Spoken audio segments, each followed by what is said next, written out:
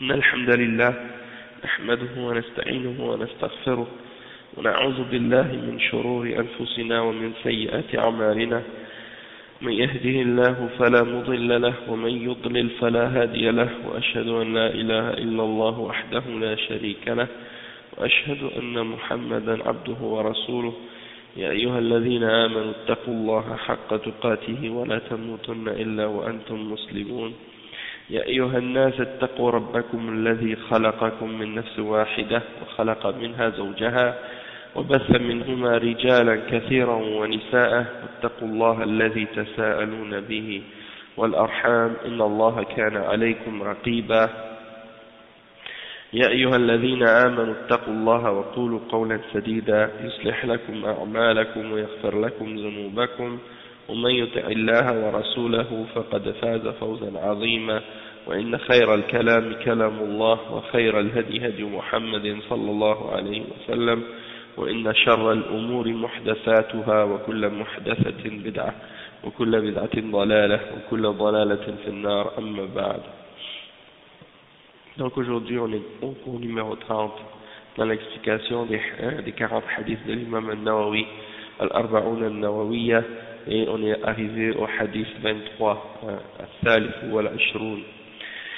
الشيخ الإمام النووي يقول عن أبي مالك الحارث بن عاصم الأشعري رضي الله عنه قال: قال رسول الله صلى الله عليه وسلم: الطهور شطر الإيمان، والحمد لله تملأ الميزان، وسبحان الله والحمد لله تملأان أو تملأ ما بين السماء والأرض. والصلاة نور، والصدقة برهان، والصبر ضياء، والقرآن حجة لك أو عليك. كل الناس يغدو فبائع نفسه فمعتقها أو موبقها. رواه مسلم. C'est un hadith qui est rapporté selon Abi Malik al-Harith ibn Asim al-Ash'ari radiyallahu anhu, qui est un parmi les Sahaba, et il dit que le messager d'Allah sallallahu alayhi wa sallam a dit que la pureté est la moitié de la foi, et que alhamdulillah elle remplit la balance, et que subhanallah et alhamdulillah, ces deux paroles-là, elles remplissent ce qu'il y a entre les cieux et la terre.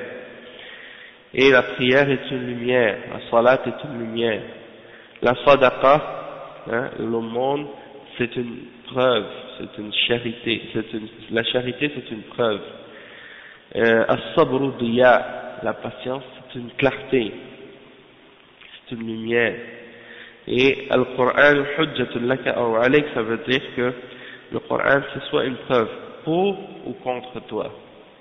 Et ensuite le professeur me dit kullu nas yaghdu, chaque personne se lève le matin, il sort de chez lui. Faba'i'un nafsa, c'est comme s'il se vend lui-même, soit il se libère, ou bien soit il s'amène à sa perte. Soit il se libère lui-même, il s'est libéré de son châtiment, ou bien il s'amène à sa perte. Ça c'est rapporté par Muslim. Donc on va lire maintenant comment le Cheikh Al-Fawzan il a expliqué ce hadith-là.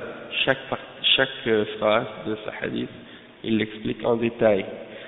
الشيخ بهذا حديث الشيخ الفوزان بهذا حديث عظيم فيه بيان كثرة خصال الخير وأعمال البر. قوله صلى الله عليه وسلم: الطهور شطر الإيمان. الطهور بضم الطاء أي التطهر، مصدر من طهر يتطهر، ومعناه التطهر من الحدث والنجس. أما الطهور بفتح الطاء فهو مادة التطهير، وهي الماء أو التراب عند فقد الماء، هذا يسمى الطهور. والتطهر نوعان: تطهر حسي من الأحداث والأنجاس بالماء، وتطهر معنوي من الذنوب والمعاصي والسيئات. Donc le cheikh explique, il dit que ce hadith-là c'est un grand hadith qui réunit toutes les différentes caractéristiques du bien et des bonnes œuvres qu'on peut faire. Donc le prophète sallallahu alayhi wa sallam, il dit premièrement que la pureté, c'est la moitié de la foi. Et at-tuhur, on peut dire en arabe tuhur et on peut dire tahur. Les deux ont une signification différente. Tuhur, avec le dhamma sur le ta, ça vient le fait de se purifier, ok? C'est-à-dire de se purifier de toute impureté abstraite ou concrète, ok? Les impuretés abstraites, yani, comme on va le voir dans l'exemple que le Cheikh donne, comme par exemple l'impureté abstraite quand on est dans un état d'impureté. Par exemple, quand on a un gaz, par exemple, on a un gaz, on n'a pas vraiment rien d'impureté qui est sur nous, sauf qu'on est dans un état d'impureté, même si on n'a pas eu d'impureté nécessairement qui est sortie de nous.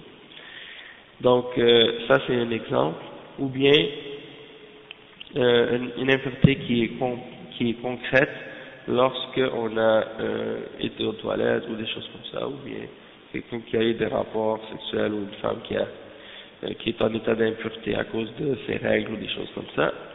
Ça c'est une impureté concrète, hein, physique, matérielle. Ok. Amma at-tahur avec le ta, avec le fatha sur le ta, ça c'est-à-dire la chose qui nous purifie, la chose qui est purifiante en elle-même, et qui est pure et qui est purifiante. At-tahur c'est ça. D'accord, donc l'eau par exemple, ou bien lorsque quelqu'un n'a pas d'eau, il utilise la terre pour faire le tayammum, dans ce cas-là, on peut dire que ça c'est at-tahur. Quand on a demandé au prophète sallallahu alayhi wa sallam à propos de l'eau, de la mer, il a dit huwa at-tahuru ma'uhu al-hillu maytatuhu, c'est-à-dire elle est purifiante cette eau-là, l'eau de la mer elle est purifiante, tu peux l'utiliser pour faire le wudu, même si elle est salée. Wa al-hillu maytatuhu, c'est-à-dire qu'est-ce qui est mort dedans, tu as le droit de le manger, parce que c'est les poissons, tout ce qui est dans la mer, tu as le droit de manger, même s'il est mort, même s'il n'a pas été égorgé au nom d'Allah. Ok, c'est pas comme les animaux qui vivent sur la terre. Après le cheikh il dit, donc ça on l'appelle at-tahur, et il dit que la pureté, elle est de deux caractéristiques, on est de deux catégories si on veut. La pureté qui est concrète, hein, c'est celle qui est du fait d'être dans l'état d'impureté et qu'on purifie avec l'eau. Ça c'est de se purifier avec de l'eau, des impuretés concrètes et des impuretés qui sont sur nous-mêmes par rapport à des raisons qu'on a eues, qui sont des choses qui nous font devenir impurs. On appelle ça en arabe al-hadath. Al-hadath, c'est d'être en état d'impureté. Okay. Puis il y a l'impureté majeure et l'impureté mineure. Puis al-hadath, c'est comme j'ai dit tout à l'heure, c'est pas nécessairement quelque chose de concret, de physique. Ça peut être un état qui est abstrait aussi, quelque chose qui n'est pas nécessairement physique sur nous, qu'on ne peut pas le voir. Si tu regardes une personne qui est impure, une personne qui est pure, tu ne peux pas distinguer physiquement entre les deux. Parce qu'il n'y a rien qui les distingue. Elle ne change pas de couleur la personne. Elle devient impure. Sauf que elle est quand même dans un état d'impureté. Tatahhur ma'nawi, c'est-à-dire une impureté symbolique ou une impureté, disons, abstraite, dans le sens que c'est l'impureté des péchés, des désobéissances d'Allah subhanahu wa ta'ala. Quand tu désobéis à Allah, ça c'est des formes d'impureté, les péchés aussi, les mauvaises actions, les désobéissances à Allah subhanahu wa ta'ala. قوله صلى الله عليه وسلم شطر الإيمان يعني نصف الإيمان وقيل المراد بالطهور هنا الطهور الحسي وهو الطهارة من الأحداث والأنجاس فإذا تطهر الطهارة الحسية حصل على نصف الإيمان لأن الطهارة الحسية شرط لصحة الصلاة. Le cheikh il dit que le prophète sallallahu alayhi wa sallam, quand il dit que la pureté c'est la moitié de la foi, ça veut dire quoi? Ça veut dire que il y en a des savants qui ont dit que c'est dans le sens que c'est dans la moitié de la foi. Dans le mot shatr, ça veut dire moitié. Ok, shatr, c'est comme nisf, c'est la même chose. Exact. Donc, shatr, c'est la moitié de la foi. Puis, qu'est-ce qu'on dit at-tuhur? Qu'est-ce qu'on veut dire par at-tuhur? On parle de l'impureté, comme on a dit tout à l'heure, qui est l'impureté dans les choses qui nous rendent impurs. On le sait, on l'a expliqué déjà dans des cours de fiqh par rapport à qu'est-ce qui nous rend impurs, comme quand on va aux toilettes, tout ce qui sort par les deux voies, également le sommeil, ou bien le fait d'avoir un gaz, ou bien le fait de, par exemple, de tomber sans connaissance. Ou bien, en tout cas, il y a des petites choses comme ça. Puis également les rapports sexuels ou les règles, des choses comme ça. Donc, lorsque la personne se purifie réellement avec de l'eau, ou bien avec, se purifie avec de l'eau, avec de la terre, si elle n'a pas d'eau, eh bien ça c'est la pureté concrète, le fait de se purifier de façon physique, de façon concrète. Et donc, certains savants ont dit que c'est de ça qu'on parle ici dans ce hadith-là, de se purifier concrètement pour compléter les conditions de la validité de la prière, pour compléter les conditions de la validité de la prière.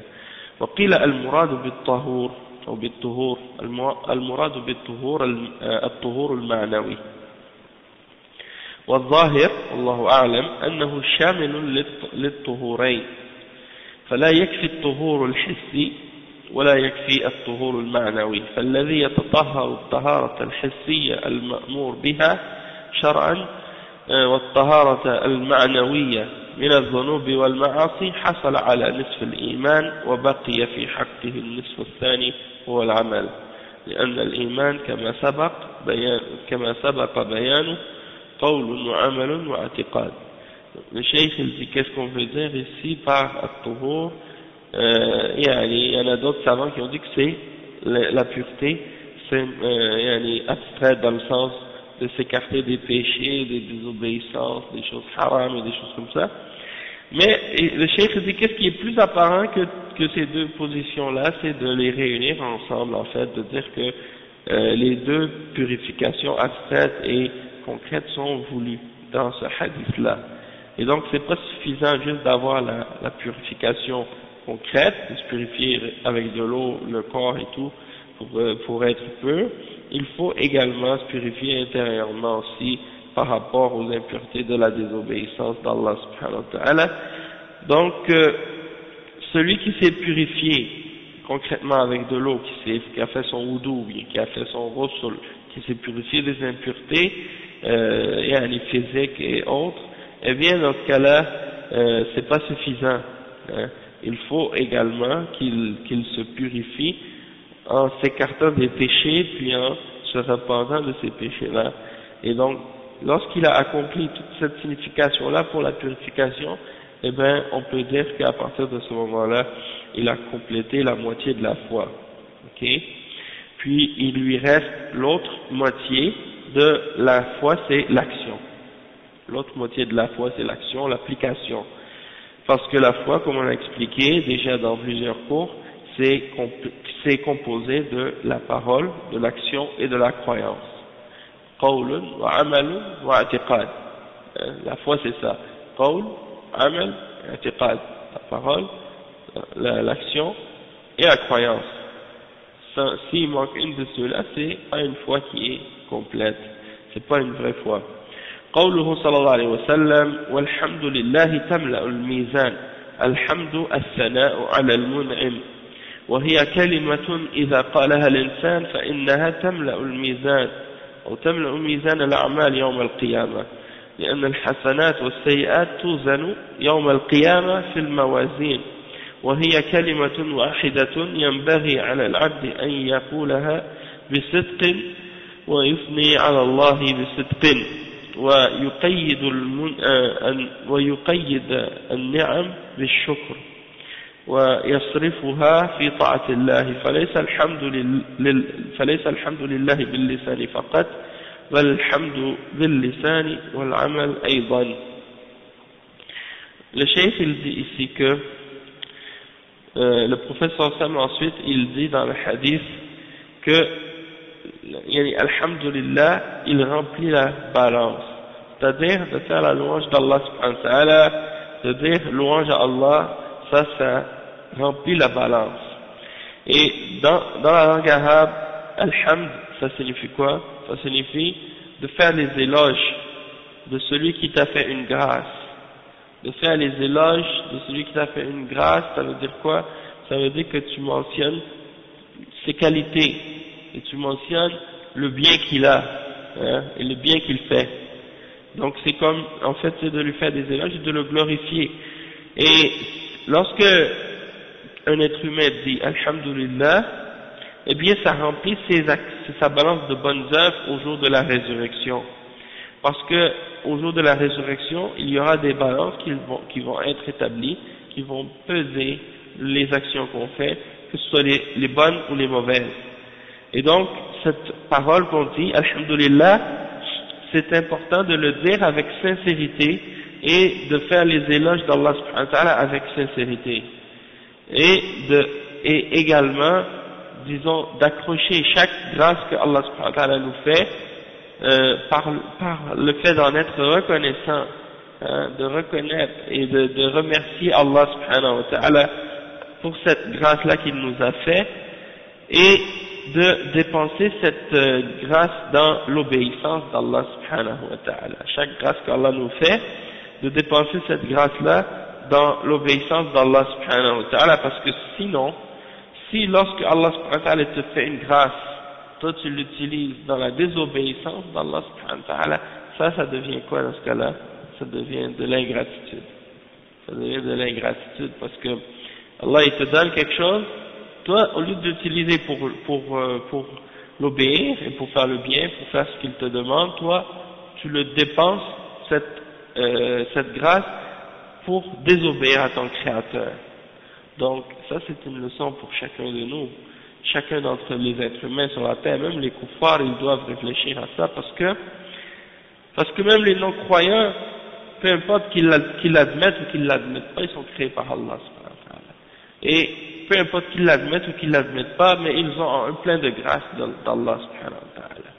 La vue, l'ouïe, le cœur, les membres, toutes les choses que Allah leur donne, l'air pour respirer, la lumière pour voir, toutes ces choses-là que Allah leur donne, et eux, ils se lèvent le matin et ils se couchent le soir, des années comme ça, jour après jour, sans jamais réaliser qu'ils doivent reconnaître ces grâces-là d'Allah subhanahu wa ta'ala et qu'ils doivent remercier Allah subhanahu wa ta'ala, non seulement avec la bouche, mais également par leur obéissance à Allah subhanahu wa ta'ala. Donc, ça c'est quelque chose de très important, puis c'est quelque chose qui nous aide à toujours vouloir faire des efforts. C'est quelque chose qui nous aide à toujours être en train de faire des efforts pour essayer de parfaire notre adoration, puis d'être des meilleurs serviteurs d'Allah.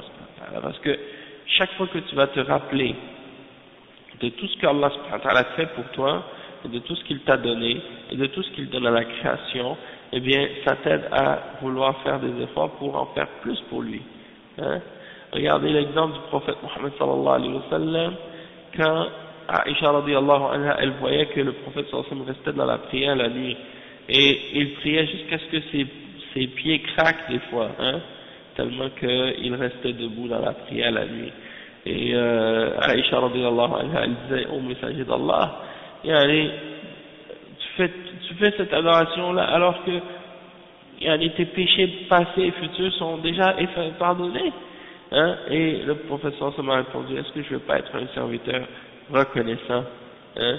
Donc ça c'est des exemples qui nous aident à faire plus d'efforts pour Allah subhanahu wa ta'ala, hein? Parce qu'il y a des kuffars, Allah musta'an, ils sont ingrats franchement, hein? Ils sont tellement ingrats, et ils disent des paroles tellement graves quand on leur parle d'Allah subhanahu wa ta'ala, c'est tellement grave, Allah musta'an.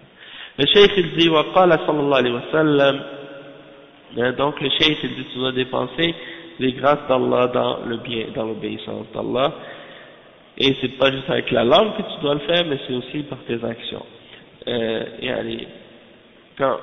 Comme par exemple, tu vois des gens, par exemple, ils marchent sur la terre, d'Allah, dans la rue, partout. Et ils marchent sur la terre et désobéissent à Allah, comme si ils s'imaginent, je suis chez moi, je fais ce que je veux sur la terre. Cette terre, elle appartient à Allah. Comment tu peux marcher sur la terre d'Allah, puis tu désobéis à Allah? Comment tu peux marcher sur la terre d'Allah, puis tu fais tes propres lois pour rendre légal ce qu'Allah a interdit, hein? Puis pour te permettre de faire le désordre sur la terre. Ça, c'est pas logique pour quelqu'un qui a un peu de raison dans sa tête, hein? Qui dit, je vais désobéir à Allah, et je marche sur la terre d'Allah, crée Allah, hein? Donc c'est ça les exemples, des gens qui font pas la salat, des gens qui adorent pas leur créateur comme il faut, et Allah leur donne toutes les grâces. Et eux, ils restent indifférents et insouciants. Ils voient chaque jour le soleil se lever sur eux, et puis ils disent même pas, subhanallah, qu'est-ce que je ferais si j'avais pas le soleil, hein? Et ils ne remercient pas Allah subhanahu wa ta'ala pour ça. قال صلى الله عليه وسلم وسبحان الله والحمد لله تملأان أو تملأ ما بين السماء والأرض كلمتان سبحان الله معناها تنزيه الله جل وعلا عما لا يليق به تنزيهه عن الشركاء وتنزيهه عن النقائص والعيوب والحمد لله كما سبق ثناء على الله جل وعلا تملأان أو تملأ كلمة الواحدة تملأ ما بين السماء والأرض ومعلوم ما بين السماء والأرض من الفضاء الواسع وقد جاء في حديث ابن عباس رضي الله عنهما أن النبي صلى الله عليه وسلم سألهم فقال هل تدرون كم بين السماء والأرض قال قلنا الله ورسوله أعلم قال بينهما مسيرة 500 سنة وبين كل سماء إلى سماء مسيرة 500 سنة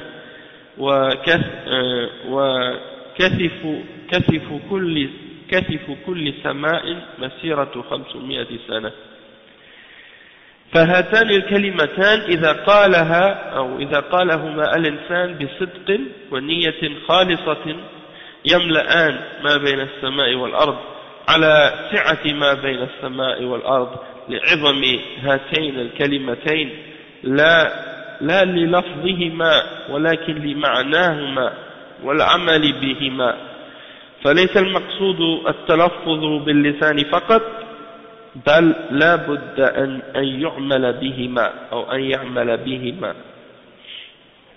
Subhanallah. Le cheikh il dit, et lorsque le prophète sallallahu alayhi wa sallam a dit par la suite, et de dire Subhanallah et Alhamdulillah, ce sont deux paroles que lorsque tu les dis, et lorsque tu les appliques, elles remplissent tout ce qui est dans les cieux, tout ce qui est entre les cieux et la terre. Yani, le prophète sallallahu alayhi wa sallam, il mentionne les deux choses. Il dit tamla'an ou tamla'u. Donc, c'est-à-dire que, soit que ces deux paroles-là, elles remplissent qu'est-ce qui est entre les cieux et la terre, ou bien chacune de ces paroles-là, toute seule, elles remplissent ce qui est entre les cieux et la terre. Le cheikh explique ça, il dit, Subhanallah, ça veut dire quoi? On a expliqué Alhamdulillah, qu'est-ce que ça veut dire, mais Subhanallah, qu'est-ce que ça veut dire? Ça veut dire que tu purifies Allah subhanahu wa ta'ala de tout ce qui ne lui convient pas. De tout ce qui ne lui convient pas, dans le sens que tu le purifies de toute forme de partenaire. Tu le purifies de toute forme d'imperfection. Tu le purifies de toutes sortes de défauts. Parce que Allah subhanahu wa ta'ala, il est le parfait. Donc quand tu dis Subhanallah, c'est comme si tu disais que Dieu soit purifié de toute imperfection, de tout défaut, de toute faiblesse, de toute chose qui ne lui convient pas, comme des associés ou des partenaires ou des choses comme ça. Et Alhamdulillah, on a expliqué déjà, c'est de faire l'éloge d'Allah subhanahu wa ta'ala, de le glorifier. Et donc quand tu dis tamla'an, tamla'u, soit qu'une de ces deux paroles-là, elle remplit ce qui est entre les cieux et la terre, ou bien les deux ensemble, elles remplissent ce qui est entre les cieux et la terre, et on sait l'immensité de ce qui existe, comme espace entre les cieux et la terre. c'est très très vaste, hein, l'univers c'est vaste, hein, et on ne sait même pas la distance, nous, en tant qu'être humain, quand on regarde avec nos yeux, on ne peut pas savoir.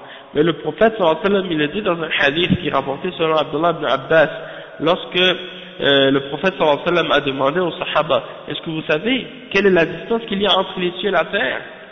Et ils ont dit Allah et son messager savent mieux. Il a répondu, entre les cieux et la terre, il y a la distance comparable à 500 ans. Et entre chaque cieux, hein, d'un ciel à un autre ciel, il y a la distance de 500 années de marche, hein, entre chaque ciel. Allahu A'lam. C'est parce que dans le hadith, qu'est-ce qui est marqué dans le hadith? La distance entre les cieux et la terre, c'est 500 ans. Après, entre chaque ciel, d'un ciel à un autre, hein, bayna kulli sama'in ila sama', hein, entre tout ciel et l'autre, il y a 500 ans. D'accord? Et wa kathifu kulli sama'in masirata 500 sana. Donc l'épaisseur de chaque ciel, ou la largeur de chacun de ces cieux-là, elle est de 500 ans. Donc ça veut dire que c'est immense, on peut même pas imaginer. Hein? Combien d'années qu'on vit? Un être humain, il vit combien d'années? Hein?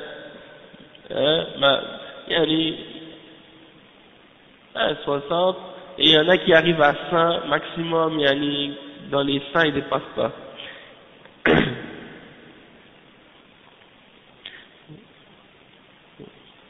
Oui, c'est Sahih qui dit que la vie de ma Ummah c'est environ vers 60 ans. Pourquoi? Parce que c'est la moyenne, c'est l'âge moyenne de la vie des gens de la Ummah du prophète Muhammad sallallahu alayhi wa sallam. Mais ça ne veut pas dire que c'est tout le monde qui doit vivre jusqu'à 60 ans. Il y en a qui peuvent vivre plus vieux, hein, mais c'est en moyenne. Après, qu'est-ce qu'il dit? C'est-à-dire que si tu marchais toute ta vie, hein, si tu marchais toute ta vie pendant 100 ans, on va dire, tu vis jusqu'à 100 ans, si tu marchais pendant 100 ans, il faudrait que tu marches encore 4 fois encore 100 ans pour arriver à connaître la distance. Donc t'imagines si tu partais à marcher là, depuis que tu commences à naître, tu marches toute ta vie sans arrêt, sans dormir, sans manger, sans rien, et puis que tu marches en ligne droite comme ça, tu continues à marcher pendant 400 ans, 500 ans comme ça, et là tu pouvais imaginer c'est quoi cette distance. On peut pas imaginer, tu vois, c'est tellement grand. Donc ça c'est la distance qu'il y a entre les cieux et la terre, et entre chacun des autres cieux qui est par-dessus, qu'on voit même pas nous.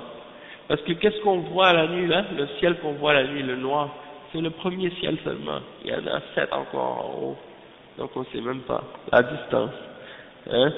Et le cheikh il dit, donc cette parole-là qu'on dit subhanallah, alhamdulillah, eh bien, elle remplit tout ce qui est entre les cieux et la terre. Et ça, c'est lorsqu'on l'a dit avec sincérité, avec une intention qui est pure, hein, et bien, ça remplit les cieux et ce qui est entre les cieux et la terre, à cause, le cheikh, il dit, c'est pas à cause de la grosseur du mot lui-même, dans le sens que le mot lui-même, quand tu le prononces, subhanallah, alhamdulillah, c'est tout petit, mais dans leur signification, hein, de ces mots-là, eh bien, et dans leur signification, il y a une grande signification qui remplit les cieux et la terre, et également dans le fait d'agir selon ces paroles-là. Et donc le but c'est pas juste de le dire avec la langue, mais c'est de le dire également dans le sens que tu comprends sa signification dans ton cœur, et également d'appliquer et d'agir selon leur signification. Non.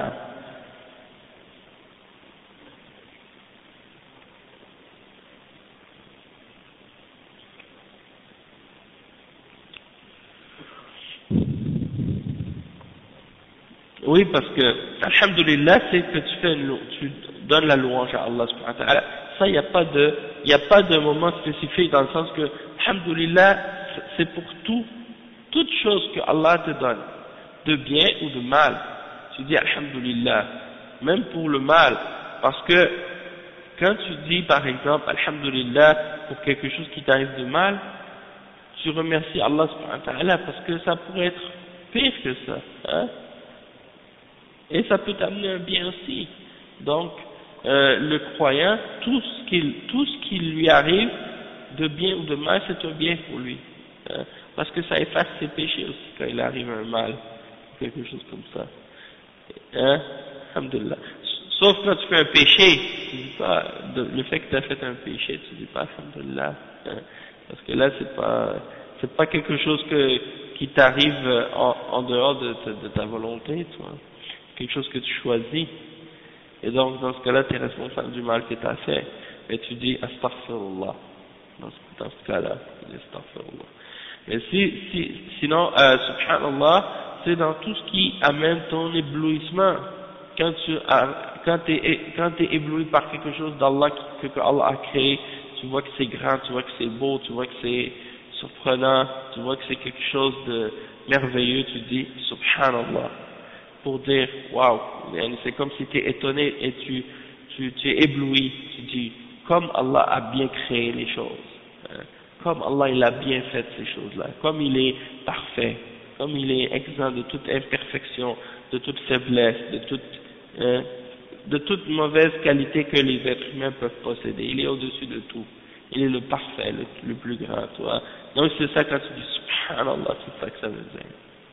Ok. Et ensuite le cheikh dit وقال والصلاة نور الصلاة المفروضة والنافلة نور في الوجه فتجد المضيعين للصلاة على وجوههم الظلمة والكدرة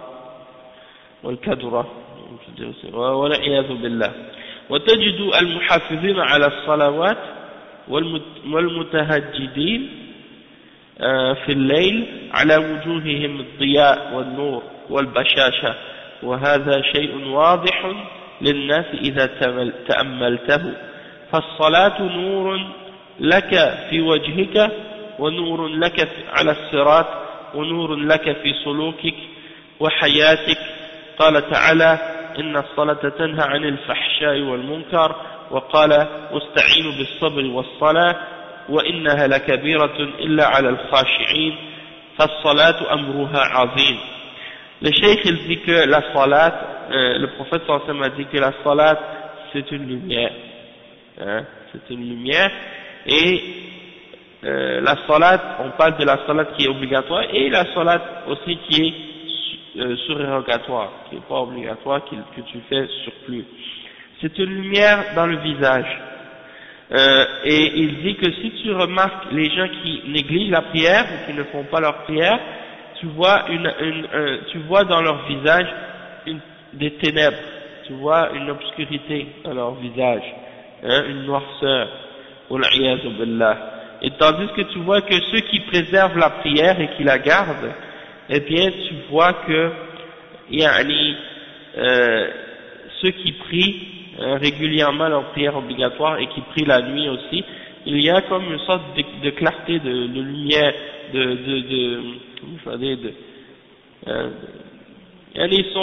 tu vois qu'ils ont quelque chose de joyeux dans le visage, hein, oui, quelque chose d'illuminé dans le visage, comme tu vois qu'ils sont heureux dans leur visage. Et donc c'est quelque chose de clair si tu l'observes bien comme il faut, et également, non seulement que c'est une lumière dans ton visage, ce sera aussi une lumière pour toi au jour de la résurrection. Hein. Ce sera une lumière pour toi sur le pont que tu dois traverser. Et les croyants qui font leur wudu, quand ils font leur wudu, ils font la salat, eh ben, ils auront des lumières qui vont sortir devant eux au jour de la résurrection. Hein, puis sur eux aussi, hein, aux extrémités de là où ils font le wudu. hein, le visage, les bras, à la limite des bras ici, là, en haut des coudes, hein, à ces endroits-là, puis des pieds, ils auront des lumières. Et puis, ça c'est des lumières qu'ils vont avoir au jour de la résurrection. Donc ça c'est des exemples. Puis il y a aussi que c'est une lumière dans ton comportement, dans ta vie, comment tu agis. Et Allah subhanahu wa ta'ala dit dans le Coran, dans Surat Al-Ankabut, le verset 45, que la prière, la salat, elle te retient de faire les turpitudes et le mal. Et aussi, dans Surat Al-Baqarah, le verset 45 aussi, ça dit, cherche l'aide dans la salat, et dans la patience et dans la salat. Et certes, c'est quelque chose de lourd, quelque chose de difficile, excepté pour les humbles. Donc c'est très grand la salat, c'est quelque chose de très important. Ensuite, le cheikh dit, وَالصَّدَقَةُ بُرْهَانٌ. الصَّدَقَةُ بُرْهَانٌ. الصَّدَقَةُ هي إخراج المال في طاعة الله. وقوله برهان أي دليل على صحة الإيمان، لأنه لا يجود بالمال مع حبه له إلا من في قلبه إيمان، وإلا فالمال محبب إلى النفس، والنفس شحيحة، فإذا قدمه الإنسان في طاعة الله فهذا برهان على إيمانه، حيث رخص عنده المال في طاعة الله عز وجل. أما المنافق فهو يتصدق بل يقبض يديه عن الصدقة، قال تعالى ولا ينفقون إلا وهم كارهون، قال ويقبضون أيديهم. فالصدقة برهان على الإيمان، وقلة الصدقة أو عدمها دليل على النفاق، كما وصف الله المنافقين بذلك. Le cheikh il dit que la sadaqa, l'aumône, la charité, la zakat, ces choses-là que tu donnes, sadaqa, c'est de faire sortir l'argent que tu possèdes dans l'obéissance d'Allah subhanahu wa ta'ala. Et bien ça c'est une preuve, c'est une burhan, hein, c'est une preuve évidente, hein, c'est une preuve de la validité de ta foi.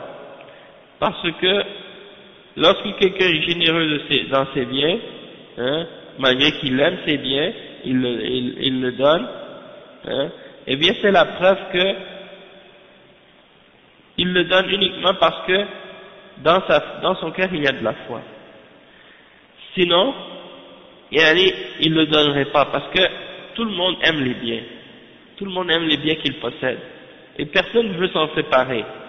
L'âme, elle est avare. L'âme, elle est un peu, comment on dit, avare, ou bien on dit aussi, elle est un peu chiche, hein?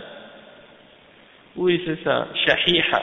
L'âme, elle aime pas partager, tu vois, elle aime pas donner. Elle aime garder tout. Alors, lorsque l'être humain donne de ses biens pour Allah, en obéissance à Allah, ça c'est la preuve que cette personne-là, elle a de la foi dans son cœur, et donc, elle a, du fait qu'elle donne de ses biens dans l'obéissance d'Allah. Tandis que l'hypocrite, il ne donne pas sadaqa. Le cheikh dit l'hypocrite, il donne pas sadaqa. Il ferme sa main, il retient sa main de donner la sadaqa. Comme Allah il dit dans le verset 54 dans Surat At-Tawbah, وَلَا يُنْفِقُونَ إِلَّا وَهُمْ كَارِهُونَ. Ils donnent pas de leurs biens, excepté qu'ils détestent le faire. Ou bien, ils le font par contrainte. Ils le font pas parce qu'ils veulent vraiment le faire. Ils détestent donner en sadaqa. Aussi dans le verset 67 dans Surat At-Tawbah, وَيَقْبِضُونَ أَيْدِيَهُمْ. Ils referment leurs mains, ils retiennent leurs mains, ils ne donnent pas en sadaqa. Donc, la sadaqa, c'est une preuve de la foi. Et le fait que quelqu'un donne peu de sadaqa, c'est une preuve qu'il a soit une foi très faible, ou bien qu'il n'a pas de foi du tout. Hein? C'est une preuve de son hypocrisie. Hein. S'il donne peu, ou s'il ne donne pas du tout, c'est une preuve de son hypocrisie, comme Allah subhanahu wa ta'ala a décrit les munafiqin dans ce verset-là. Le cheikh dit وقال صلى الله عليه وسلم الصبر ضياء. الصبر هو حبس النفس على طاعة الله وهو ثلاثة أقسام. الأول صبر على طاعة الله، فالواجب على العبد ملازمة الطاعة ولو شقت على نفسه، لأن الطاعة ليست سهلة، فالذي يصلي كل يوم 5 مرات ويقوم من الليل يحتاج إلى صبر، والذي ينفق الأموال يجاهد في سبيل الله ويأمر بالمعروف وينهى عن المنكر ويدعو إلى الله يحتاج إلى صبر على طاعة الله، والذي ليس عنده صبر لا يواصل الطاعة فينشط في أول يوم وثاني يوم ثم يتعب ويترك الطاعة، ولو كان عنده صبر لا يستمر عليها. Le cheikh il dit que le prophète sallallahu alayhi wa sallam a dit que la patience, l'endurance, c'est une lumière, c'est une clarté, hein? C'est-à-dire que as-sabr en arabe c'est quoi? C'est de se retenir. As-sabr en arabe c'est de se retenir. Quand on dit l'endurance, quand on dit la patience, en fait c'est ça, c'est de se retenir et de garder son âme et de retenir son âme sur l'obéissance d'Allah subhanahu wa ta'ala, pour pas qu'on abandonne.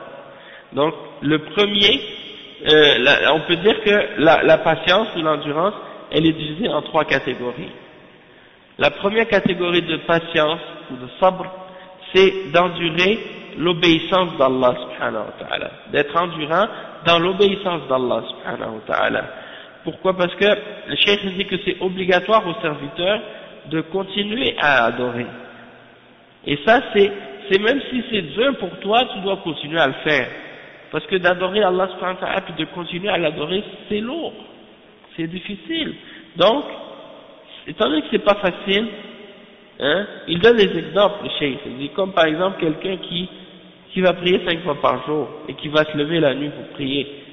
Ça demande la patience, ça demande l'endurance.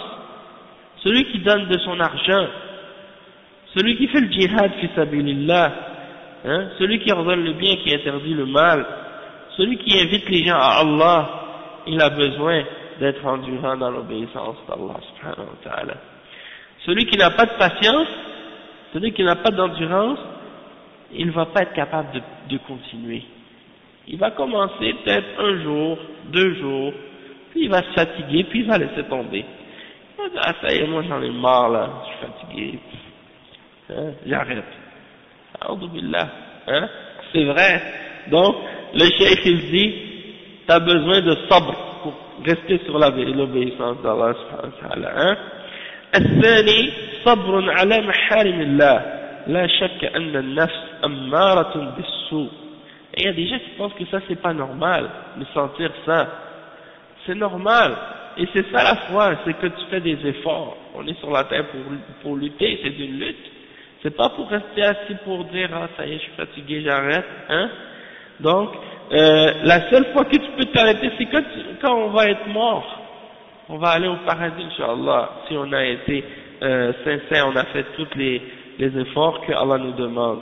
La deuxième catégorie, le cheikh dit, الثاني صبر على محارم الله لا شك أن النفس أمارة بالسوء إلا من رحم الله تريد الشهوات والمحرمات وتريد أن تصبح مثل الناس تسايرهم، فالمؤمن يصبر ويحبس نفسه عن الحرام ولا يغتر بكثرة الواقعين في الحرام.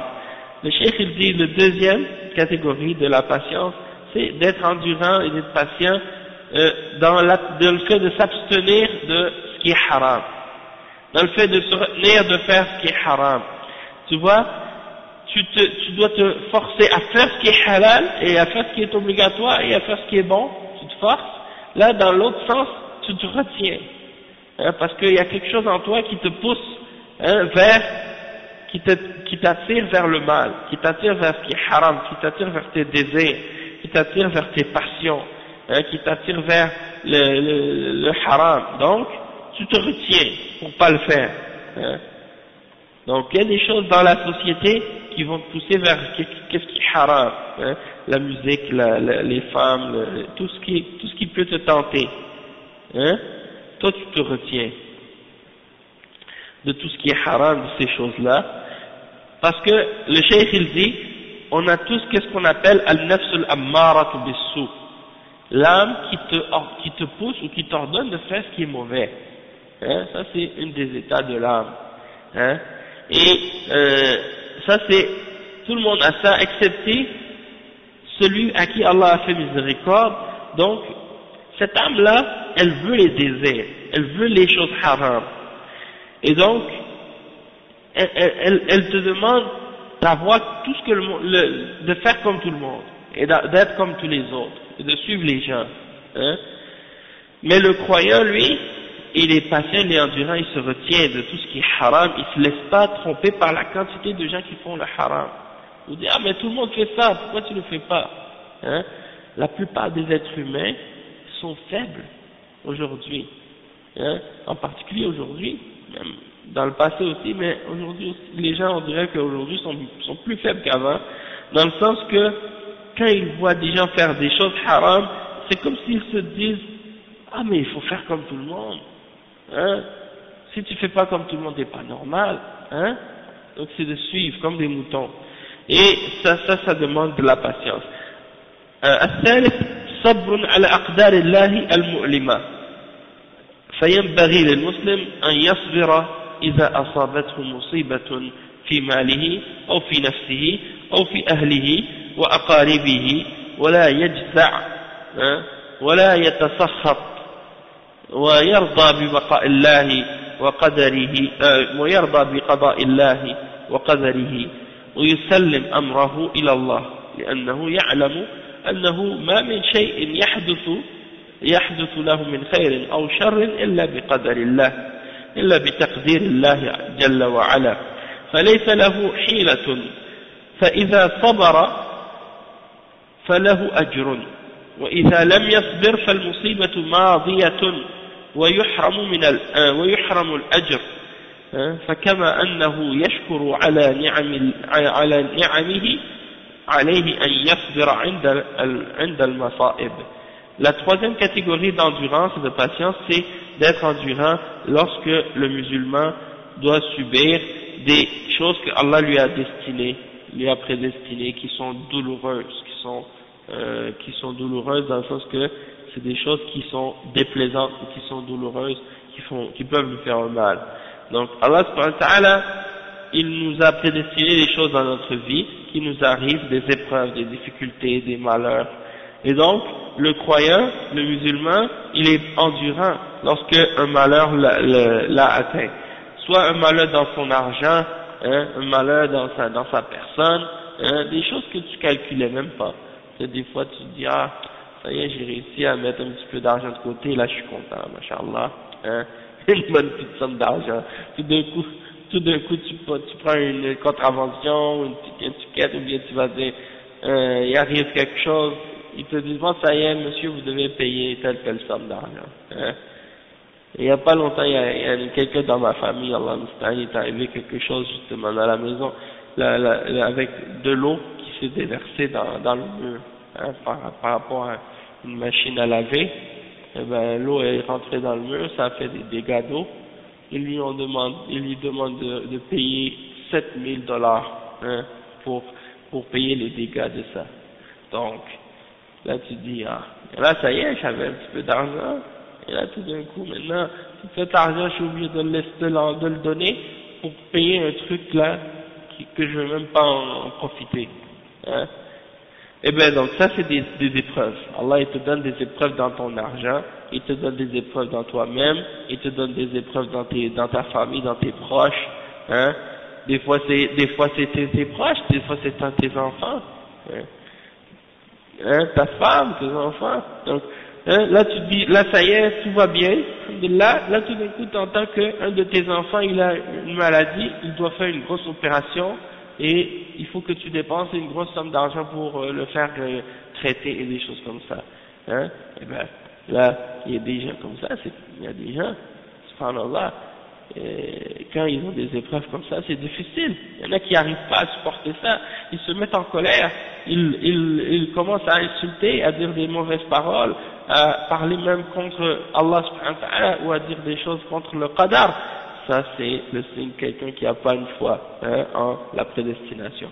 Le croyant, lui, il ne doit pas se mettre en colère, il ne doit pas dire des mauvaises paroles, il doit être satisfait de la prédestination d'Allah subhanahu wa ta'ala et de son décret, et il se soumet au commandement d'Allah subhanahu wa ta'ala, et il sait qu'il n'y a rien qui se produit dans l'univers, que ce soit du bien ou que ce soit du mal, excepté que c'est par la destinée et la prédestinée d'Allah subhanahu wa ta'ala, et donc, il n'y a pas d'autre issue.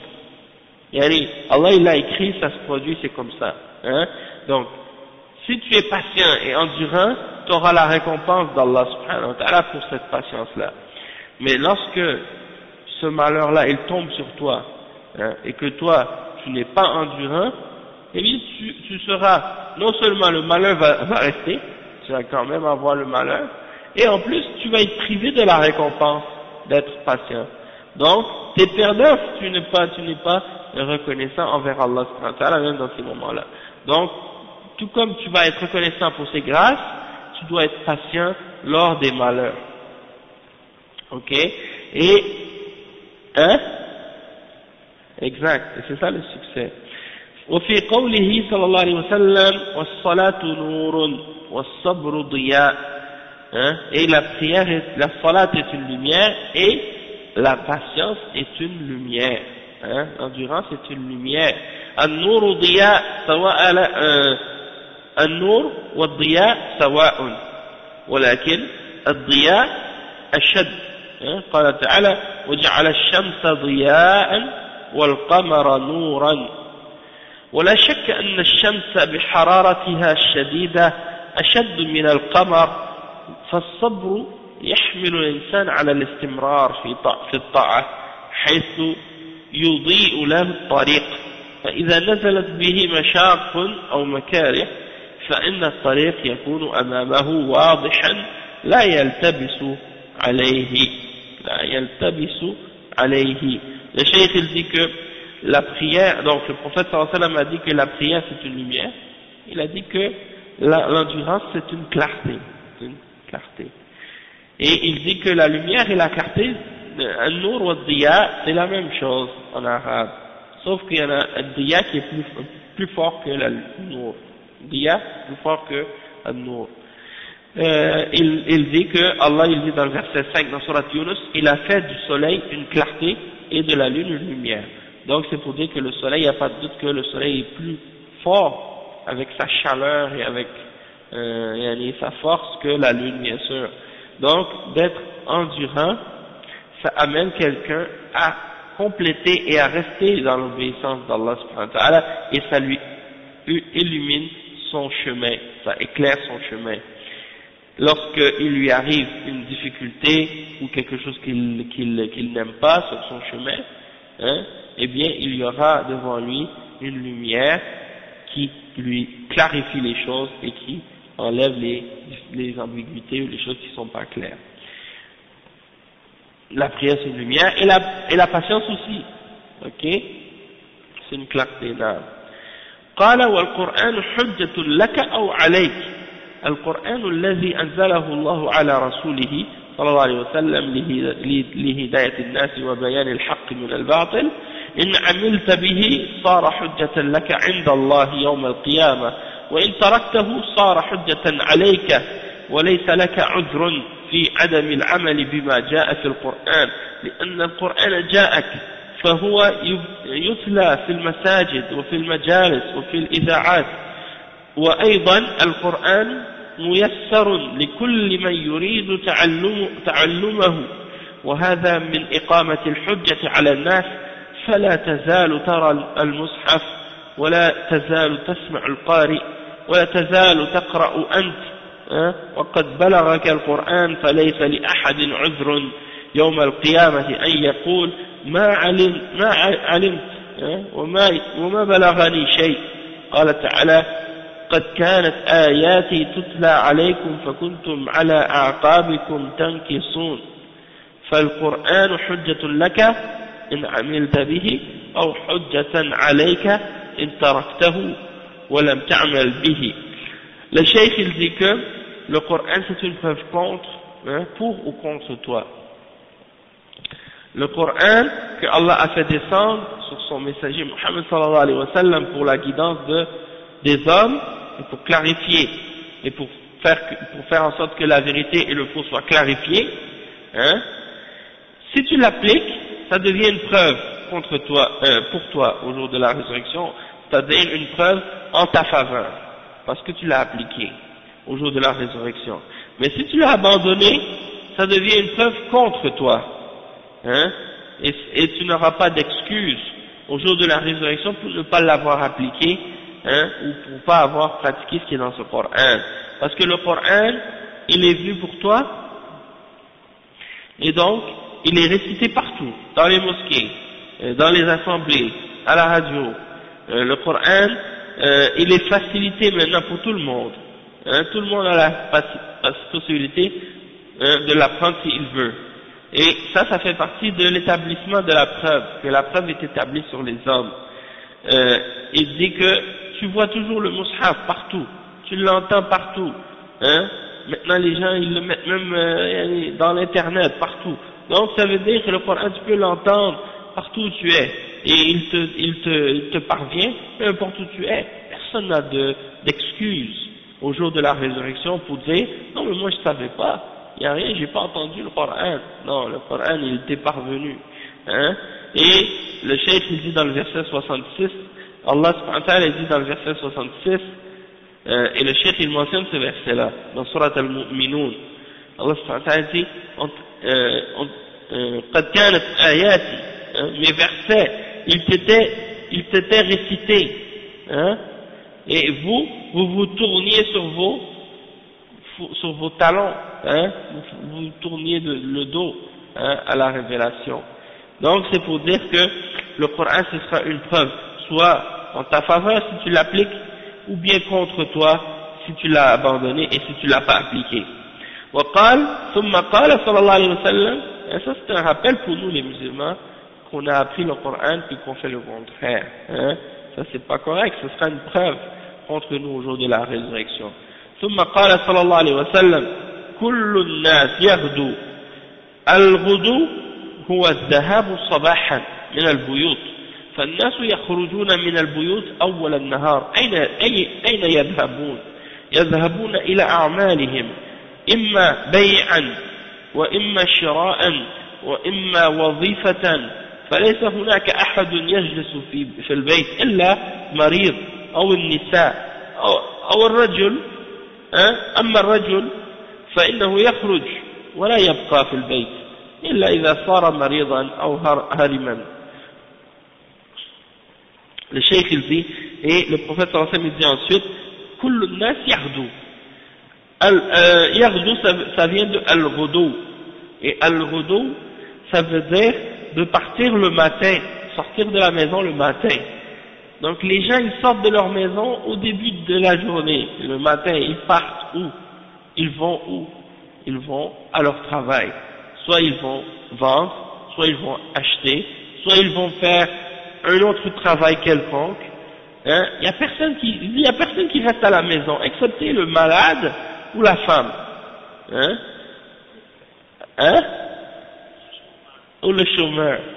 Mais attends, à la maison maintenant, même les femmes elles restent pas, Allah al-Musta'an, dans ces pays-là. Allah al-Musta'an, même si tu regardes le matin, tu vois, comme on parlait hier justement, tu sors dans le métro, dans l'autobus le matin, qu'est-ce que tu vois? Plus d'hommes ou de femmes? Tu vois plus de femmes.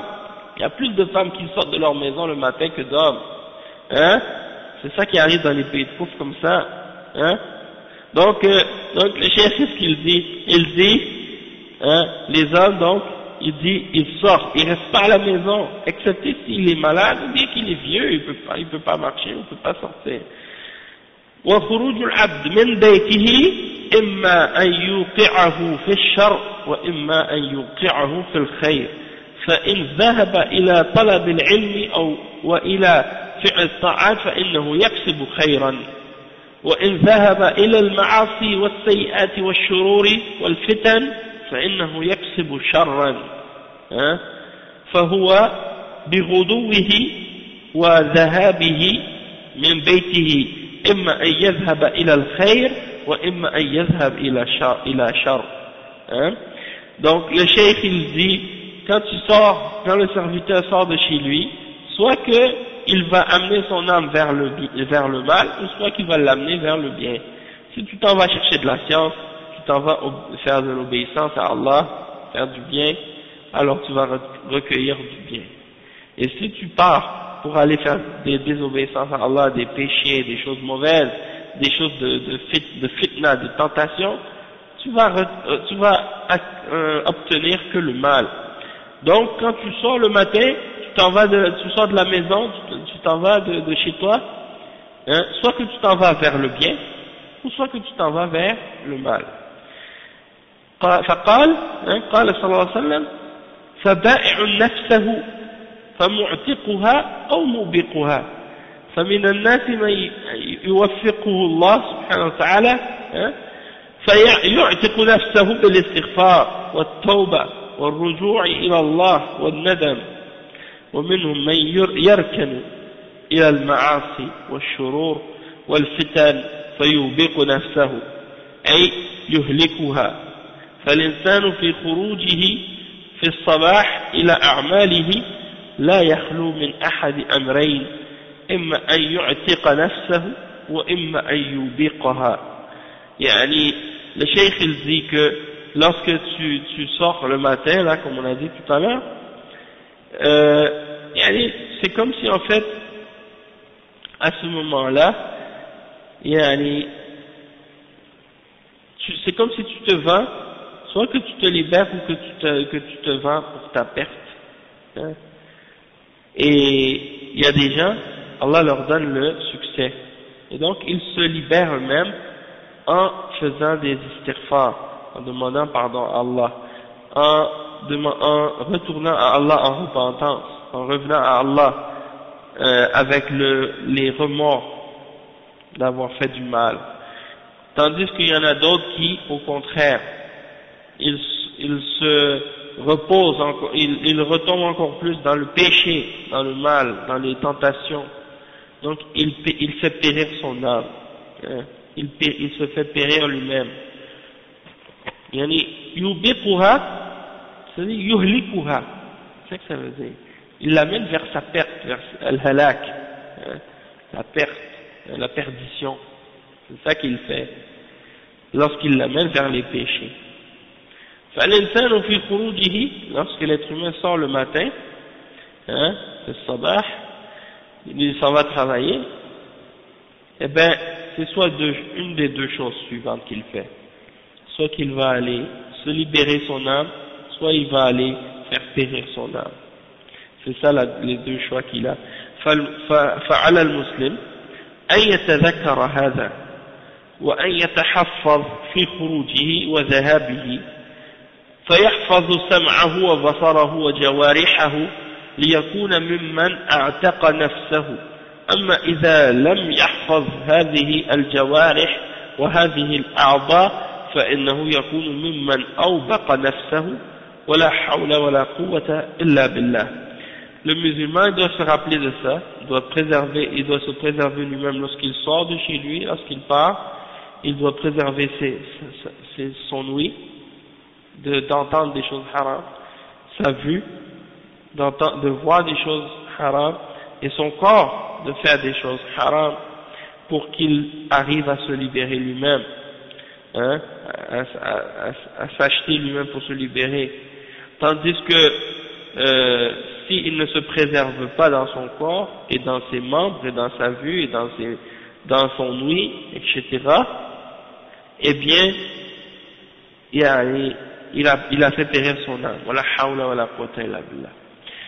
Et puis, comme il y a Ibn al-Qayyim al-Jawzi, il parle de ça des fois dans des livres, il dit ton corps, c'est comme un château fort. À l'intérieur, il y a le cœur. Le cœur c'est le roi, il faut le protéger. Et les membres, il faut que ça devienne des soldats pour l'obéissance d'Allah subhanahu wa ta'ala, les soldats du roi qui vont protéger ce cœur, protéger ce roi. D'accord? Parce que si le roi il est corrompu, c'est fini. Hein? Le corps au complet va être pourri. Si le cœur il est bon, alors le corps il va rester bon. Hein? Il va faire des bonnes œuvres. Donc, il y a des portes dans ce château, il y a des portes. Les portes, c'est les yeux et les oreilles. Hein? C'est par là que rentrent toutes les choses, soit de bien, soit de mal. Donc, tu dois contrôler ce corps, tu dois contrôler les portes pour faire en sorte que tu vas rien laisser rentrer, excepté qu'est-ce qui est le bien. Donc, tu regardes seulement le bien, tu entends seulement le bien. Et il y a une porte aussi qui fait sortir des choses. Il faut que tu sois sûr que tout ce qui sort c'est seulement le bien, ne sort pas le mal. Donc c'est ta bouche, hein, que tu vas pas dire des bêtises ou des mauvaises paroles avec ta bouche. Hein. Donc ça c'est des exemples. Ibn al-Qayyim al-Jawziyya, il donne des exemples comme ça dans son livre, dans certains de ses livres. Donc il t'explique ça, tu vois. Et donc, il faut que tu protèges ça, ton cœur. Parce que le cœur c'est faible, c'est sensible. Hein? Donc il faut faire des efforts pour ça. Après, le cheikh dit فهذا حيث جاء حديث جامع لخصال الخير ومحذر من خصال الشر وهو منهج عظيم للمسلم يسير عليه في حياته ويفكر في نجاته والحمد لله أن جعل لنا مجالا واسعا لفعل الخير وإذا قارف العبد ذنبا جعل الله له مجالا واسعا للتوبة ولم يعاجله بالعقوبة وإنما أمهله وأعطاه المهلة والقدرة فلينظر العبد إلى نفسه هل يهلكها أو ينقذها بأفعاله وتصرفاته. Le cheikh dit ça, c'est un grand hadith. Il réunit plein de bonnes caractéristiques du bien. Et il avertit contre des choses du mal. Alors c'est une grande voie que le musulman doit emprunter et appliquer dans sa vie. Et il doit réfléchir à qu'est-ce qui va l'amener à se sauver lui-même et à son salut. Alhamdulillah que Allah il nous a donné beaucoup d'opportunités, beaucoup de domaines dans lesquels on peut faire du bien. Hein, c'est très vaste le bien qu'on peut faire. Hein, c'est pas limité. Hein, et non seulement ça, mais lorsqu'on fait un péché, Allah subhanahu wa ta'ala il nous a donné également une possibilité en plus, une grande possibilité pour la repentance, hein, pour se demander pardon. Il n'a pas précipité le châtiment tout de suite, il le laisse hein, un petit peu, hein, il nous laisse un peu de temps. Non. Oui, les anges, quand on fait un péché, ils n'écrivent pas, comme j'avais lu ça une fois, que les anges, ils n'écrivent pas tout de suite le péché que tu fais, ils attendent pour voir si tu vas demander pardon, si tu vas te repentir, hein, et des choses comme ça. Tandis que la bonne action, il l'écrit tout de suite, hein, c'est pas pareil. Donc, c'est pour dire que tu as un délai, Allah ne te châtie pas, est automatique, t'imagines? Chaque fois que tu fais un péché, tout de suite un châtiment qui arrive sur toi, à chaque coup, hein. C'est comme si quand tu fais un péché, tu reçois un choc électrique, hein. Non, c'est pas comme ça, hein. Hein. Là, les gens, ils sauraient tout de suite, ah, lui, il a un choc électrique, il a fait un péché. Non, c'est pas comme ça. Allah subhanahu wa ta'ala, il nous laisse un délai, hein, pour qu'on puisse se repentir, pour qu'on puisse réfléchir. Exactement. Donc là, le cheikh il nous laisse hein, un délai pour réfléchir, hein, et pour qu'on regarde nous-mêmes, hein, qu'est-ce qu'on fait? Est-ce qu'on va faire périr notre âme, ou on va la sauver avec nos œuvres et avec notre comportement, dans la façon qu'on agit? Donc, on va s'arrêter ici pour aujourd'hui, Inch'Allah, puis Inch'Allah on continuera à la suite du hadith, ou bien le prochain hadith, qui est un grand hadith, vraiment azim, exactement, barakallahu fik. Donc c'est ça là, il dit ça, un hadith azim, c'est vrai, mashallah. Ouais, parce que ce sont tous des grands hadiths, en fait. Mais celui-là, c'est vraiment un grand hadith. Premièrement, c'est un hadith qudsi, hein. Hadith, c'est Allah qui parle. Et puis, en plus de ça, il y a des significations dedans qui sont tellement immenses, hein, et c'est tellement grand, donc vous allez voir. Puis, à la fin du hadith, à la fin du sharh, il y a même une explication. Le cheikh dit qu'il y a certains parmi les ulama, quand ils mentionnaient ce hadith-là, ils se mettaient à genoux. Ils se mettaient à genoux tellement c'est un hadith qui est immense oui, il y en a, je sais pas s'ils tombaient sans connaissance ou bien ils tombaient à genoux, ou quelque chose comme ça. En tout cas, on va y revenir, oui c'est ça. C'est Abu Idris al-Khawlani, jassa ala rukbatay, tombé sur ses deux genoux quand il lisait ce hadith-là. Donc on va s'arrêter ici, Inch'Allah, subhanakallahumma wa bihamdik, ashhadu an la ilaha illa ant, astaghfiruka wa atubu ilayk, barakallahu fikum, wa jazakumullahu khairan, assalamu alaikum wa rahmatullahi wa barakatuh.